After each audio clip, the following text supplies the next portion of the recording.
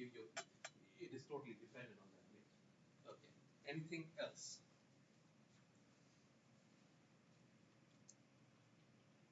Just looking at if I'm missing out anything. So, what else have they decided not to do? What? Huh? What else have they decided not to do, Trader Joe's, in terms of their strategy? They haven't kept up with technology, where a lot of other stores offer like curbside pickup or like home delivery. So they just chose not to do Is that an area of vulnerability, if you think so, from the standpoint of Trader Joe's? Are they stuck in the ways of doing business? That might have worked very well in the past. Would it create problems for? And there are many who argue that that is something that Trader Joe's could potentially come back to haunt Trader Joe's. They are not investing on that part of it, that part of the technology side. And also that they're not competing other firms in terms of marketing. Sorry? They're not competing other firms in terms of marketing. Yeah. Like Their total reliance on the Fearless Flyer. You know, the Fearless Flyer might have served them very well when it was a relatively smaller operations. As Trader Joe's expands more into many more stores, and they've been opening quite a few stores, would something like a Fearless Flyer. Yes, their markets are local. They're looking to they want to be there, and then they want to use the same approach to sort of attract as many people in that region. When the word gets out that Trader Joe's is coming in, it creates a lot of buzz. And that's the starting point. And then they feel that the Fearless Flyer approach to doing business would be something that would sustain them in the future, because that is what is unique about this. Now the question is this, what is the, how, is this something that may not be very applicable in the future, the Fearless Flyer? They also don't make use of PR firms. They don't. Yeah, they don't. They've decided not to use a lot of the things that many of the other players are doing. From all the way from coupons to PR firms, etc. And it's something that you might want to ask yourself as to whether it's time to have a relook at some of these kinds of things, as especially as Trader Joe's expands.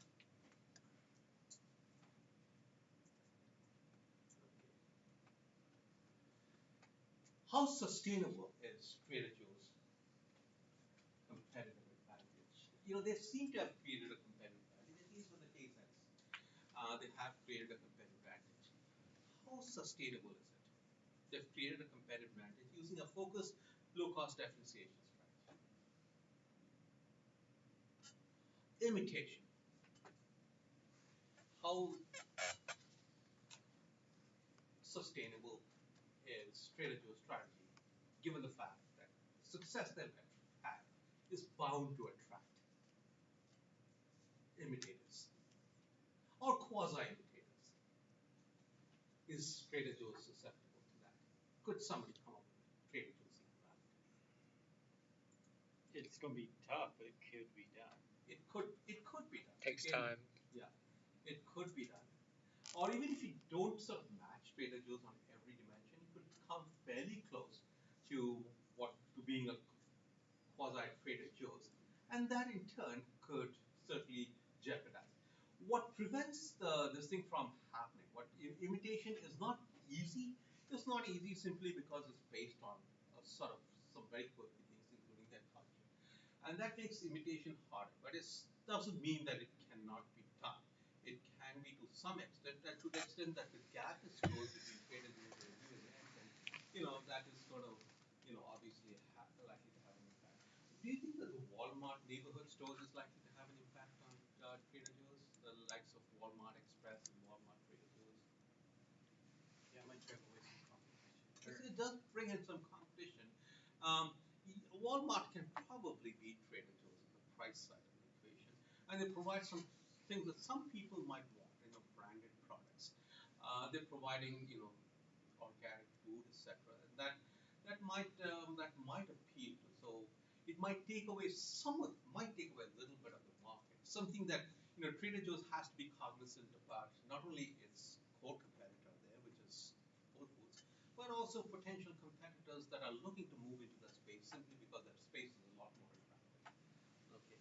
Any other reason why? Any other reason that one of the things that makes it difficult for others to imitate Trader Joe's is the fact they made some pretty, what do you call historical commitments to doing business in a particular way. The likes of Kroger, etc. It's very difficult for them to move away from that, from kind of relationships they have with their suppliers, the kind of suppliers they have, the kind of in everything, sale, etc. All of that people expect out of these companies to do that, and it's all of a sudden if Kroger were to stop doing that, it could create major disruptions from the standpoint of Kroger. So making that shift is not going to be very easy. You have to start it off as a spin-off kind of a thing, like what Walmart has done. It's a different kind of a store, like what HEB has done with Central Market. Also the kind of like the environment they provide, like the experience they provide with their employees and the customers, like having interpersonal relationships like others cannot emulate that. Yeah, that would be that would be very difficult given one they have to change their entire approach to HR, the way they've done things in terms of the compensation structure. A lot of things have to change for that to happen. But there's another thing that you might ask yourself: is this personal relationship that that they're looking to cultivate as Trader Joe's becomes larger and larger and larger, would that sort of to some extent be more Probably it is difficult? not that large because they want to maintain that thing. Yeah, it's pretty much on a store-wide basis. And so yes, you're right. That they probably would be able to do that.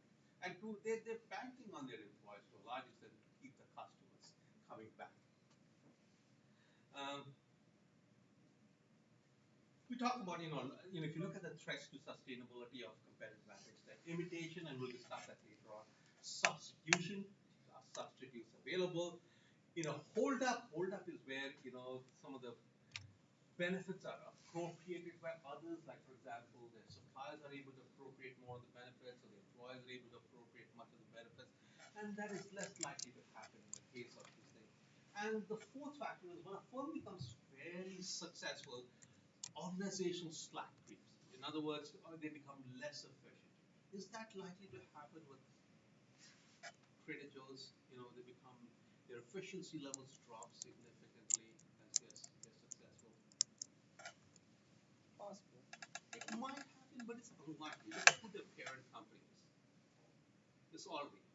And the one thing that Aldi does is sort of ensures that efficiency is kept as high as possible. Aldi is a stickler for efficiency. It's a very secretive company.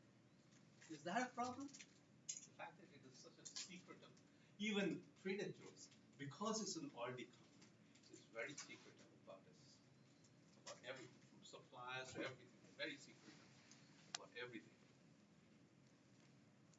They've been sort of playing it up and using that as a positive, but could that be a issue? Well, I think it's part of it being secretive with internet and social media and all that. I think that it's harder to maintain that. It's how much harder to maintain that, and it's certainly it's likely to become much more harder. You know, who's the supplier? Who's that there could be all kinds of rumors that basically start to float, and that could jeopardize maybe, especially if a product turns out to be not so good, it could jeopardize their reputation. So secrecy has both sides to it. So this is the CEO.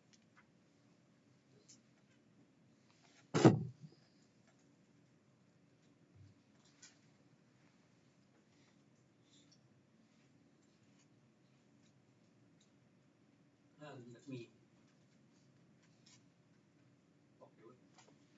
display him. Some of his thoughts. Dan Bain, I think. Forget his.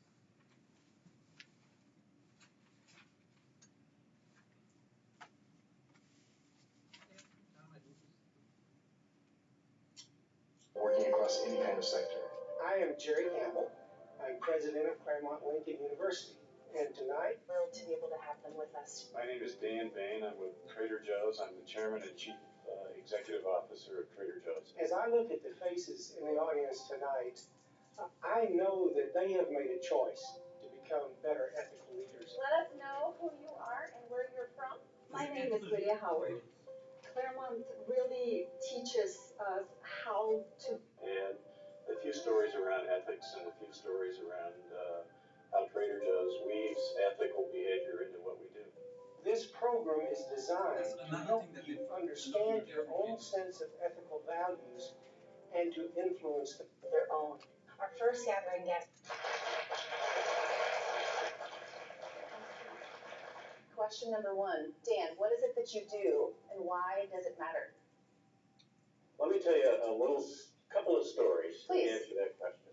Tell us a little bit about First, the I'm culture. very happy to be here tonight, but I'm really happy for Mrs. Schwartz. Mrs. Schwartz is a customer of ours in Sherman Oaks, and she's one of my favorite customers because one day, a few years ago, I was in her store working and bagging groceries, and when I bag groceries, I like to wear a name tag that says what I'm doing. I have to say, Dan, I was wondering if the shirt would be your article of choice this evening. Well, I wore one of my most boring shirts. Oh, you did? Usually they're much brighter. So it said Another Bagger First different Class on my name tag. And Mrs. Schwartz came through the line, and I'm bagging for about an 18-year-old checker. Mhm. And he's scared to death just because I'm standing next to him. And I'm putting the eggs in the bottom and dropping wine on top of it. And she gets up there, she reads my name tag, she says, Bagger First Class. I said, yes, ma'am. And she said, do you mind if I ask you a personal question? I said, no, ma'am. And she says, how old are you? It was a few years ago. I said, I'm 60. And she said, don't you aspire to anything more? I said, no, this is it for me. Bagger First Class, I moved up from second class to first. And the guy checking was going, just passing the things through. And so I helped her up to her car, loaded her groceries into an ancient car, and she tried to tip me. And I said, no, the guys in the store take pretty good care of me. That's okay. And she said, but you got to promise me one thing. I said, okay, Mrs. Schwartz, I'd be happy to. And she said, every morning when you wake up, I want you to think about what you might become. And so now I'm here. That's simple. And I can't wait to tell Mrs. Schwartz. That's right. I think we all need to come hang out at that store a little more. It's a good story. Another quick story to sort of tell you who I am and what I do. If we had an organization chart, it would be an inverted pyramid. And I'm the chairman and CEO, so I would be at the bottom of the pyramid, sort of like a conductor of an orchestra, orchestrating all the parts so that they come together for the people that are out there in the stores dealing with customers every day. So that's the way we look at our organization. But to tell you what we do and how it matters, another story. When we were not yet in Fresno, we received a letter from a doctor in Fresno. And the letter said quite simply, bring civilization to Fresno. So that's what we do. That easy. Bring it, you did it. Done. We're in the civilization business. Interesting. I'm Thank ready you. for number 2. What is sacred to you? Sacred to me is family. And it ties into the first story a little bit, because if you looked at the organization chart of the family, it's a straight pyramid, and at the top is my wife. And she's here tonight. So Welcome, Sandy. family is very important to us. Yeah. What is the best advice that you have ever received? It wasn't particularly words of advice as it was behavior. I played baseball at USC a long time ago. But I went there as an academic scholarship with some help from baseball. In fact, then you could do that sort of thing. Not anymore. But our coach said, hey, he's going to go to UCLA unless we give him some type of scholarship. And so I went to SC on a baseball scholarship and played for Rod Dedeaux, the legendary baseball coach. And Coach Dedeaux, I can still remember his words of encouragement to me when he came up to me and said, Tiger, you may be short, but you're also slow. And so I figured I wasn't going to play much. So I had to get something out of the experience and all this effort. So what I did is I sat often on the bench. I sat there and watched him and how he handled people. And so the best advice I ever got was from watching the coach and how he was a great coach, legendary coach. I think he was coach of the century in college baseball. And what I learned was it was really important about striving for perfection, not achieving it, but striving. And then always know your spot on the team, you know, where you fit on the team, even if you're on the bench, and have fun. And so I've taken those lessons, and I think that's really the best lessons I've had. Taken those lessons, and we really utilize all of that at Trader Joe's. When did an ethical decision cost you the most? I was the CFO a long time ago at Standard Brands Paint Company, and we went in competition with a little startup company at the time called Home Depot. And Home Depot cleaned our clock, as they say in business. We ended up going Chapter 11. And so they kicked out the two guys that were running Standard Brands, and I was allowed to run the company and be the CFO for the year that we were in Chapter 11. A financial guy came in to participate with a group that bought the company out of Chapter 11. And he was not the most ethical guy I had ever seen or worked with. In fact, when you're in Chapter 11 as the CFO, you have to approve all of the bills that get paid and affirm to the judge that you've approved them, you've looked at them, they're the right bills. And one of the bills that we got was a bill for a carpet buying office in New York City. And I noticed right away that the carpet buying office was the same address as his law practice, this guy. And I went to him and I said, you know, this isn't going to work. I'm not going to approve this bill. And he said, I thought you might fail the test. And I said, that's a test I'm happy to fail. So when the bankruptcy closed, I was gone. And I was happy to be gone. So, behavior. So we really look for personality and people that like people. And we try to hire people that have personality. A while back, we used to hire people that were good at unloading trucks, and we figured that was a behavior we could teach them. But personality was important. Generally, if you hire somebody with good personality, they come or can understand at least ethical behavior. So we really look for personality and people that like people. Maybe you could speak a little bit to the tension that can exist sometimes between the corporation's potential ethical role in the community and the corporation's So legal he was sort of talks about some of the things that are important from the standpoint. He's the current CEO from the standpoint of the Trader Joe's.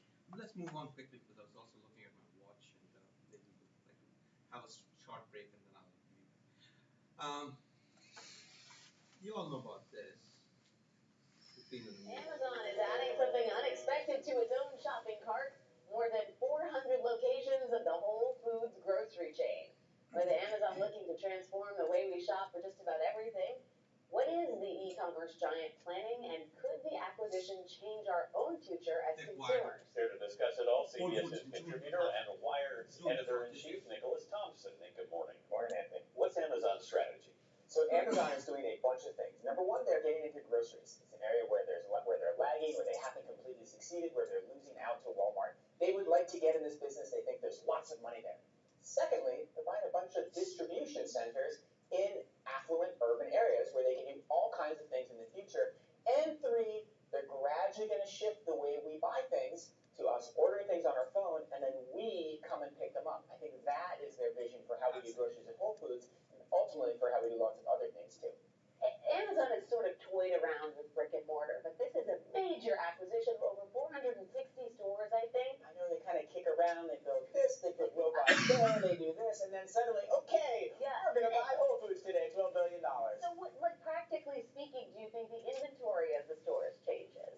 Oh, I think absolutely. I think Amazon is really good at math. Amazon is really good at placement. I think the Whole Foods stores will be transformed. Amazon has said, oh, no, we're not going to do anything. Whole Foods is going to be completely different in 2 years. Wow. If you're Kroger's or Costco, Nick, what are you thinking today? You're thinking, oh my God, I just lost 15% of my market cap because everybody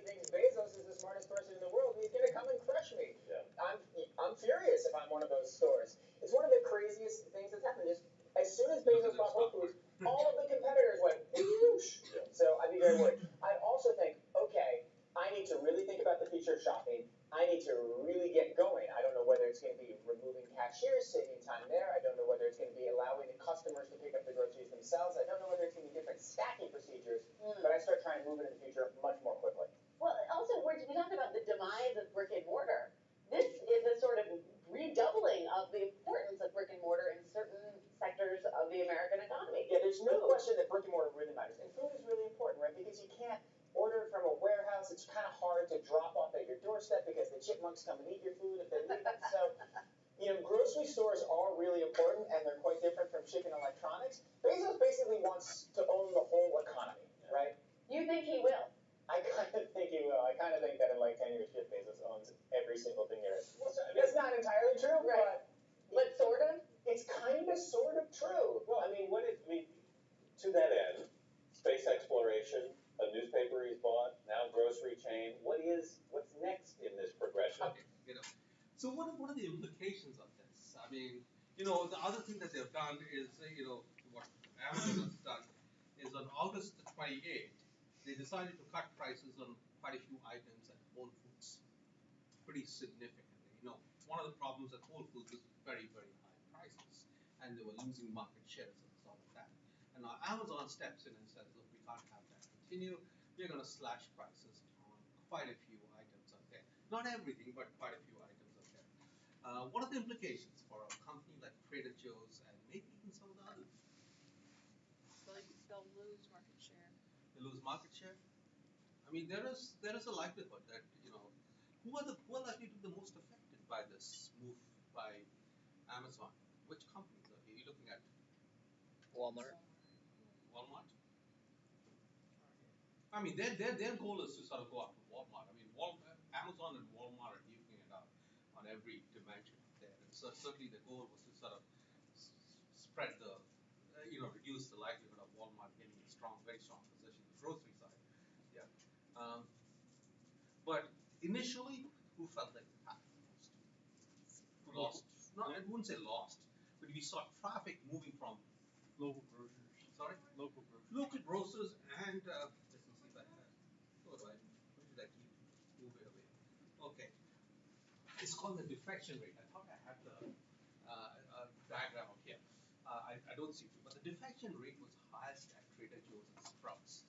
Surprisingly, I mean, I'm not saying that this is a permanent defection rate. This was just people sort of who otherwise were going to Trader Joe's decided to give, Whole Foods a try. Doesn't mean that they're going to go with Whole Foods, but they decided to at least visit Whole Foods and give it a try. People who are shopping at Sprouts also decided to do that, and that was followed by Target and Costco and Safeway. So there was quite a lot of traffic that sort of moved in the direction of Whole Foods. The question is will this remain? Will this be more of a permanent phenomena, or would a Trader Joe's customer go to Whole Foods? Okay, his prices are lower, but they're fairly low at Trader Joe's.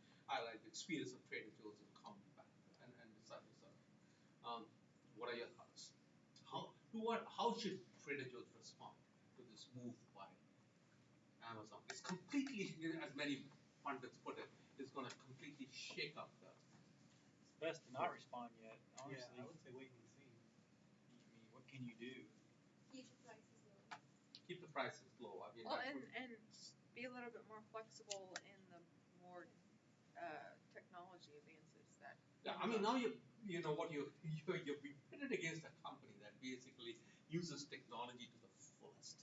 It's just mind-boggling how Amazon uses technology in terms of its distribution, and two very now both have very strong parents. I mean, Whole Foods is Amazon, and certainly Aldi is no Amazon, but still Aldi is not a pushover. So you. Oh, I was just going to mention Aldi. Like we're talking about Trader Joe's, but like the parent is Aldi. Aldi. And they have way more experience in things like this, so they would have a better idea on how to approach the situation. Yeah, Aldi and Trader Joe's were, they're obviously a part of the same organization. They're constantly sort of thinking about, they strategize. I mean, Aldi's positioned very differently. Aldi's expanding quite rapidly here in the U.S. And they're doing fairly well in the U.S. Trader Joe's is, of course, was doing very well, but this has come as a shock, and the question is, how should they should they respond to this? And it's quite likely they would probably do the same thing, but try to solidify. And many argue that it's time to bring in some of the technology that that would make them probably more efficient in this. And I was sort of looking at the robotic technology that Amazon uses in terms of this, between the time an order is placed and an order is executed, they've been able to reduce the time in many cases to 15 minutes. And the number of SKUs that Amazon carries is in the millions. And to be able to do that, you should see the video that that is there on the YouTube in terms of how I think Kiva, I forget the name of the robot. I mean, the way it sort of zips around the place and does, just sort of absolutely mind-boggling. So, okay. So the takeaways from this case, and again, we'll get a chance to use some of these issues to talk a little bit more about business level strategy, or even in terms of internal analysis. I just thought this would be an interesting preview of some of the things that we'll be discussing in the coming classes. It's about how do you create a competitive advantage, but not only just about how you create a competitive advantage, but also how sustainable is a competitive advantage.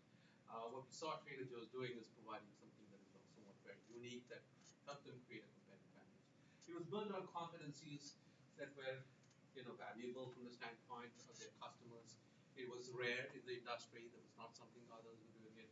It was not very easy to imitate. So from the eye perspective, most of the capabilities were difficult to imitate. And for many of them, substitutes were not readily available. So it met all the tests, and they were able to create a fairly solid competitive advantage. They did very well. The question is, will some of these things still remain as valuable as they once were? How easy is imitation become a little easier? Those are the things as you think about when you think about, what should the strategy be in the future. It's quite likely that they'll probably tweak the strategy, but might have to tweak it in terms of how well they do vis-a-vis Whole Foods. Okay, so we'll talk about some of these. You want to take a short break and get my things organized.